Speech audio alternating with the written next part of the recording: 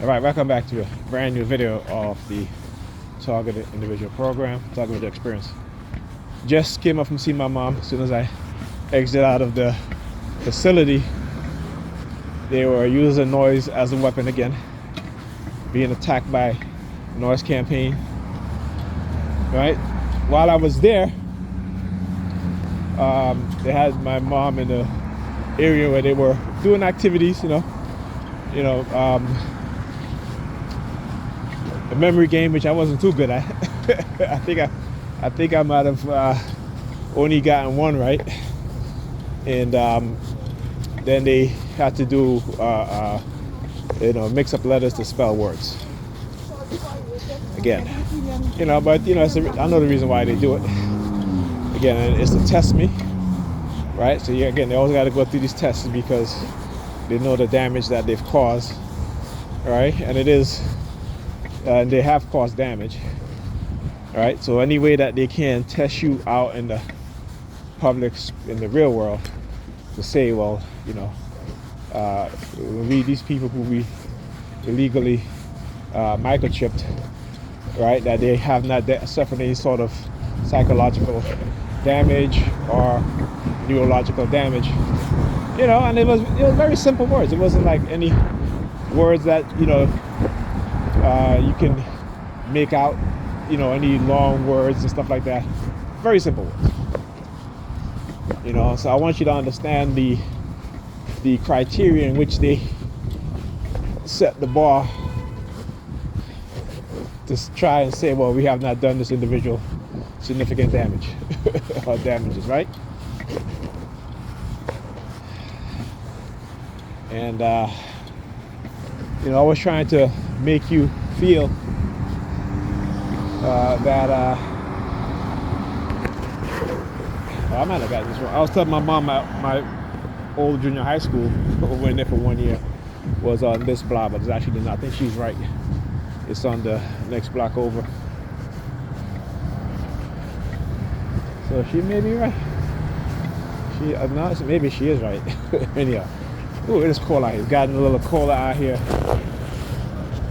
And but anyway, every time I go into that facility, which is the second time, I expect the workers there to target me. Same thing happened today.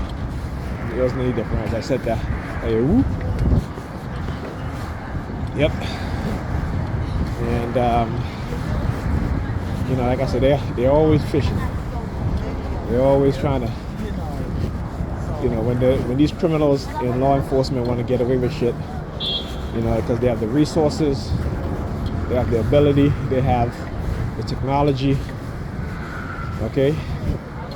And this is what makes them feel like, and the authority. So this is what makes them feel like they can do whatever it is that they want to do, right?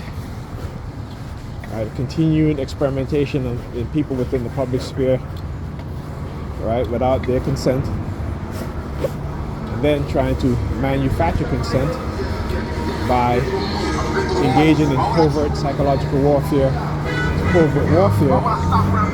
entrap and to experiment on people in the general public. Because technology such as BCI, they need to experiment to see what works, what don't work. Their training of artificial intelligence in the real world, and particularly when you see these things, they try to say, well, this we'll use to treat mental illness. Again, it's what they do, right? It's a deceptive method and deceptive tactics. Okay. Meanwhile, the victim is clueless as to what is happening to them because they have no idea. This is why you see most experimentation, particularly here in the United States and abroad. You'll see people who are in communities of color, all right? And also, you go around the world, India, Africa, in these remote areas, right? The remote villages and stuff like that, where the pharmaceutical companies and the U.S. government, who are in bed with each other, engage in non-consensual human experimentation. Like I said, they're not fooling me, okay? And hopefully people are beginning to wake up and rise up as to what's going on. You know, the covert warfare against people of color, particularly black people, right? The manipulation, using technology such as radio wave or microwave frequency, tuned into the brainwave patterns of the human mind in order to influence, manipulate, and to entrap. I talk about how they send me subliminal message about putting black people back into slavery, right? And I always say, they always tell me that no one is going to believe me, because of course they'll use the mental illness card. And if people start to believe me, then they will engage in their coercive threat, not just the psychological threat, but the physical threat. This is why the police are used as a intimidation force. Okay? Because again, we have no clue of what is happening, what is going on around us. So, you know, we are the lambs being led to the slaughter, okay? Because we are ignorant to technology that U.S. government have been developing for the past 7 decades, okay? 7 or I would say the past year, but maybe the past 80 years, okay? Put it like that. And I always talk about, say, go and look up Dr. Jose Delgado, Dr. Robert Heath, look up silent sound spectrum, anything that has to do with the transmission of sound. And voice is also part of sound, right? Particularly silent sound, right? Where you cannot distinguish your own inner voice from that is being projected into your mind, okay? Always be aware of this stuff, right? This is why they keep us out of the tech field, you know? There's a reason. When these white racists want to abuse people of color, particularly black people here in the United States, they keep us out of certain sectors because the vast majority of us are ignorant, okay? You know? And I mean, it's incredible, right? There was a, you know, if you guys hear about the Manhattan Project, you know, the development of the nuclear weapons. So they were black scientists who played a key role in developing some of the formulas, the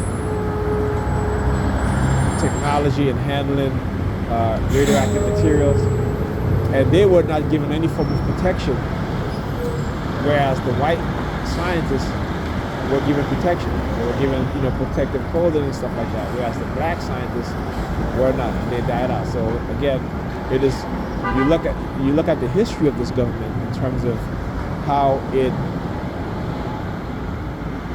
what it does to black people who dedicated their life, right, to engaging in the development of technology, even weapons, these nuclear weapons.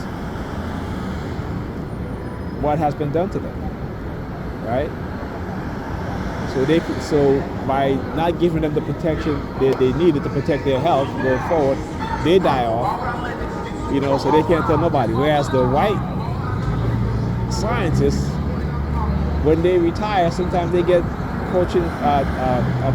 teaching jobs at universities. Okay, so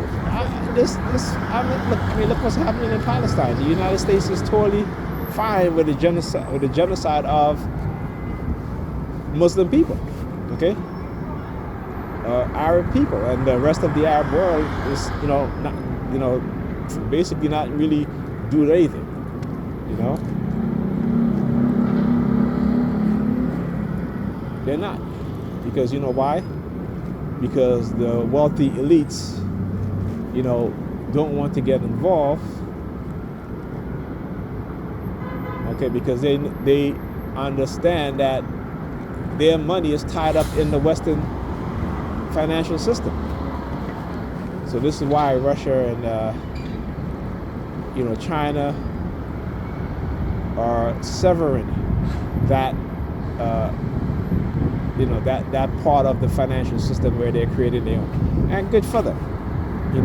Listen, like I said, it's not the American people for the most part. It is your government. It is those that are the dark tribes within the security agencies, within the DoD, the military, the higher ups. These are dark tribe personality, and they want to control every country throughout the world. And you can't, right?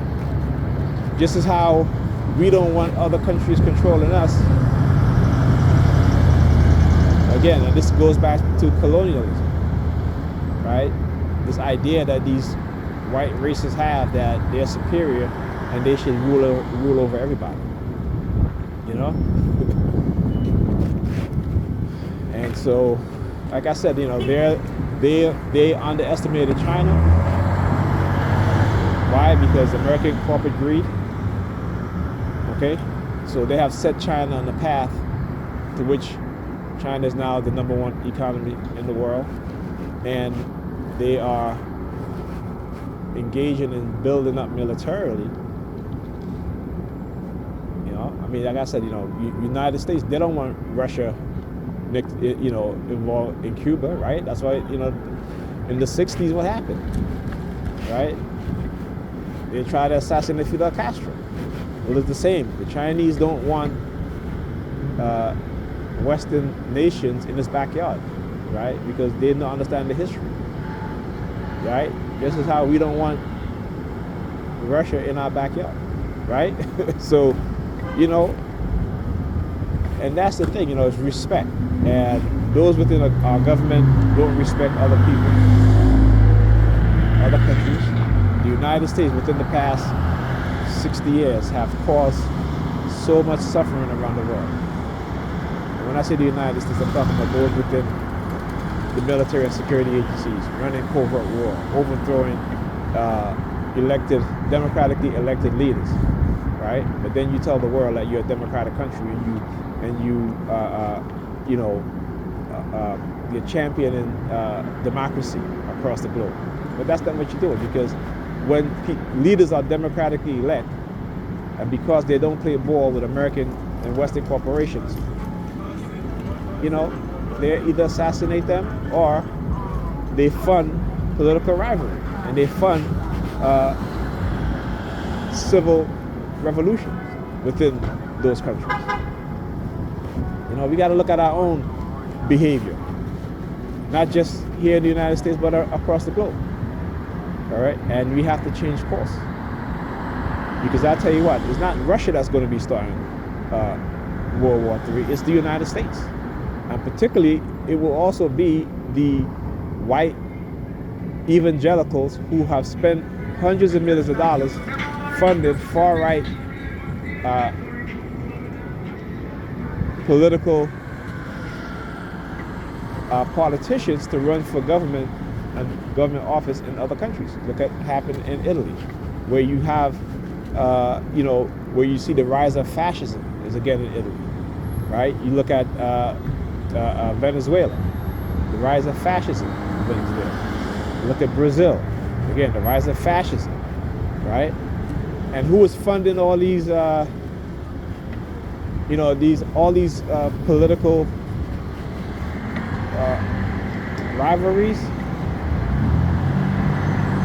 The money is coming from the white evangelicals, the white Christian evangelicals. Okay? Don't believe me? Go look it up. Like I said, I don't just talk things that's big. I don't speak on things that I don't know. Go and look it up. Look at, like I said, Italy. Again, the rise of fascism. Come on. People need to wake up, open your eyes. If they can get you to accept treating targeted people like me a certain way, to take away our humanity,